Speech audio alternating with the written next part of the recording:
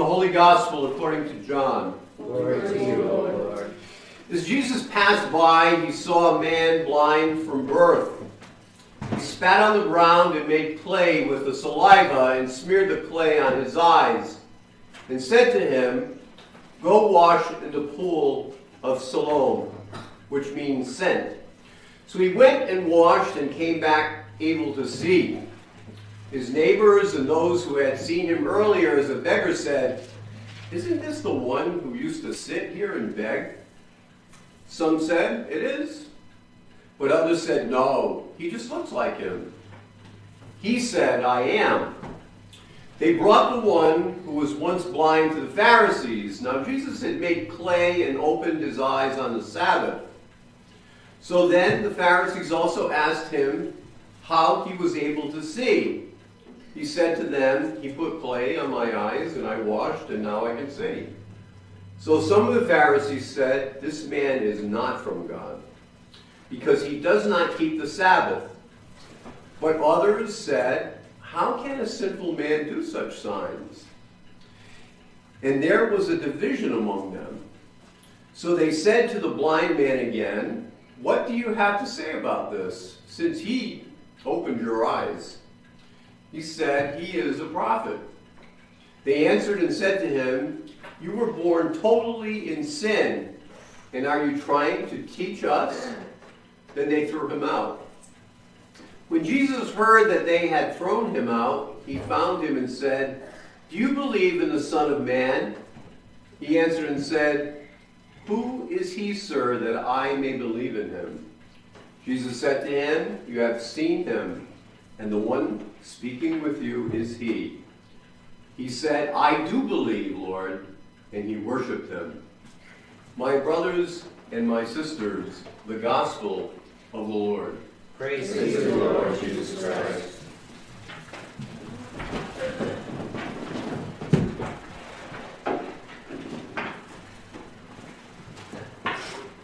Today I can do just about anything I like up here because we're not recording.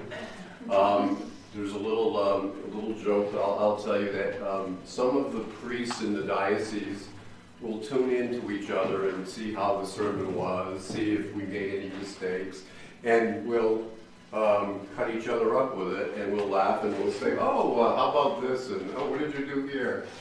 But today I can make all the mistakes I want, and I probably will because it's Brady and I. And but it's great. This is the part of Lent that I love. It's Laetare Sunday. 2 Sundays a year we get to wear robes, and it gives us a breather in Lent because Lent is kind of austere. And the Church in all her wisdom decided, right in the middle of Lent, you need a little bit of a break because there's going to be a lot coming up. The Passion of our Lord Jesus Christ. The Palm Sunday will be soon. And if we look at the Stations of the Cross, we're going to relive this in the coming weeks. But today, the Gospel of John, and I use the shorter form, isn't always the easiest of the Gospels to understand. It's actually the most difficult Gospel, I believe, to understand. And usually during Bible class, we never start with John. We start with Matthew, and now we're doing, we just did Luke, and we're doing Acts. But John's a tough Gospel to understand. The Gospel today tells us a story on 2 or 3 levels. It's like, when you go to see a movie, a kid's movie, and adults can go to it and get something out of it they can pretty much understand on another level. It's kind of like that today. So let's look at our gospel today. On the real simplest level, it's a story of Jesus healing a blind man. It's pretty cut and dry. And he's also irritating the Pharisees again, which he does throughout his career, by healing the man on the Sabbath, which for them is a no-no. It should not be done. You should not do no work on the Sabbath. You can't even walk around, basically, on the Sabbath. Most anyone can understand a simple story like that. Somebody's born blind, he's healed. So this is the simplest level, because it resembles so many other stories in the other Gospels. Jesus is healing lepers, and healing women with hemorrhages and people who were spiritually blind. We love these healing stories because we know that someday we might fall ill and we might be healed by a miracle of Jesus. But in John's Gospel, there's usually a story behind the story, and even that, there's a story behind that story. There's a deeper meaning to things. John is talking about not only blindness as physical, but a spiritual blindness that blinds all of us at one time or another. A blindness that really is important that we get rid of in our lives, that spiritual blindness. In our gospel lesson today, Jesus heals the blind man who begins to see all sorts of things. If you look at the longer version of the gospel today, not only does he see trees and flowers and his neighbors and loved ones, but he also sees something special about Jesus. And as we move through the story, the blind man's understanding of Jesus right to the end expands. After he was healed, his neighbors asked, "What happened?" The man was able to say only that Jesus had put mud in his eyes, sent him to wash, and healed him of his blindness. And later, his vision grew to the point where he could describe Jesus as a prophet of God. Still later, his vision blossomed even more to the point that he believed in Jesus, and the ending lines of the gospel today says that he worshiped him as God. Our story, like layers of an onion, has many levels to it. But something else is going on in the background as well. One more piece of the puzzle. The healing took place on the Sabbath. Jewish law said, remember the Sabbath day and keep it holy. It forbade people to work on the Sabbath. God's law, and as Catholics, we sometimes see this in the Ten Commandments. It's one of the Ten Commandments. When the Pharisees learned that Jesus had healed a man on the Sabbath, they asked whether that it was necessary. Was it too much overkill? Was the man going to die if Jesus waited to the next day or the day after that? No, the man was born blind from birth, and he probably would have lived on. And he was blind for his whole life. Can you imagine being born blind for your whole life? Well then, is there some other reason why Jesus wouldn't wait for that 24 hours? He healed him on the Sabbath. Was Jesus planning to leave town so that he would not see the blind man again? Again, the answer to this question is no. Because the Sabbath prohibits you from traveling. So Jesus was going to be in town anyway. So no one was going anywhere. There's a travel ban on the Sabbath. Then Jesus takes it one step further. Why couldn't Jesus wait until sundown to heal this man born blind? Why didn't he just wait a couple of hours? The Pharisees, in their humble opinion, believed that Jesus was doing unnecessary work on the Sabbath, giving a sense of dishonoring God, dishonoring that Sabbath. The Pharisees were intrigued by the whole Jesus healing thing, I'm sure of it. And then they started, as the gospel said, to talk amongst themselves. And they started to disagree among themselves.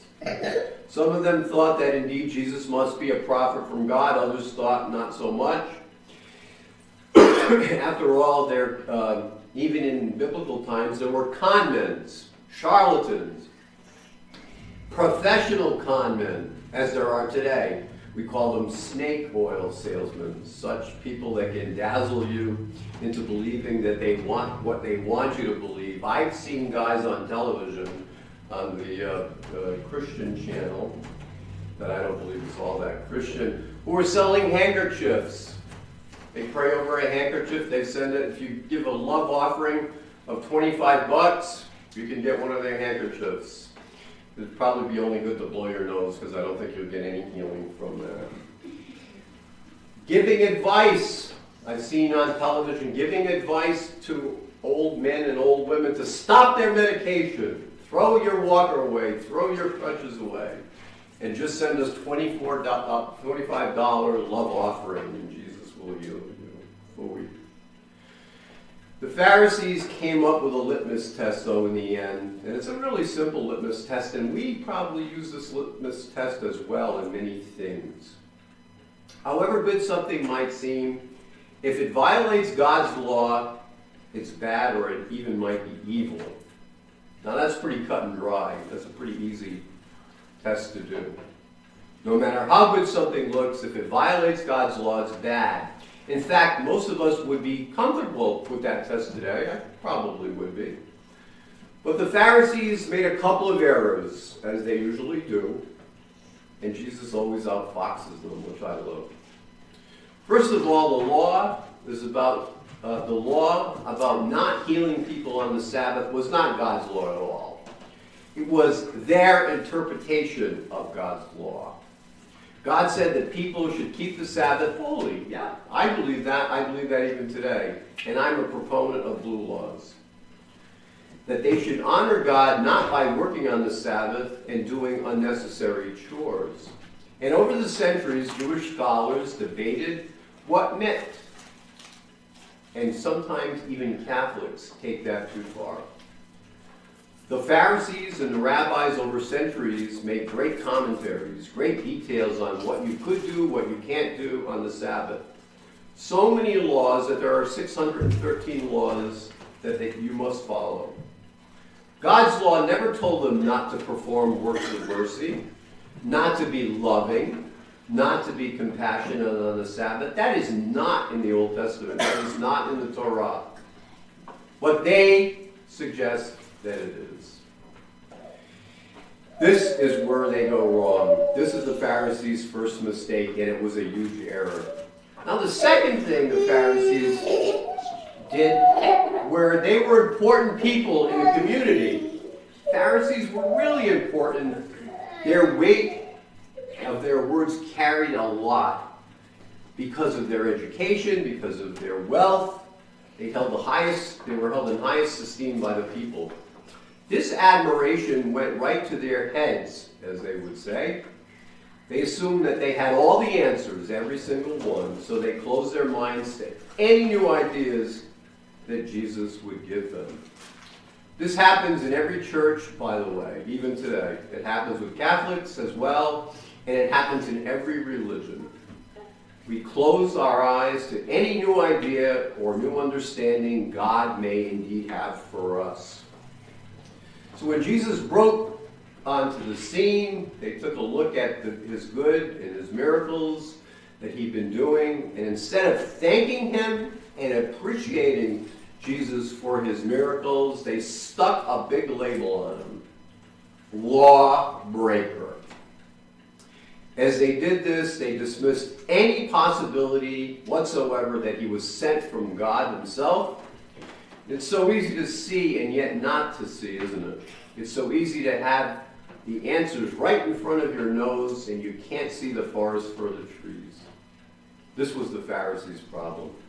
They had Jesus, the King of Kings, the Lord of Lords, the greatest healer, in front of them, and they could not see in front of them. Sometimes the really smart people are the last to see. This is the same with politics. You'll see it just about every week, and last week was a good example. You see it in industry. You see it in education. This is also how it was with the Pharisees. We know everything, don't we? The blind man could see Jesus, who Jesus was, but the Pharisees could not. The blind man could see that Jesus was in fact from God, but the Pharisees could not. They thought that Jesus was a lawbreaker.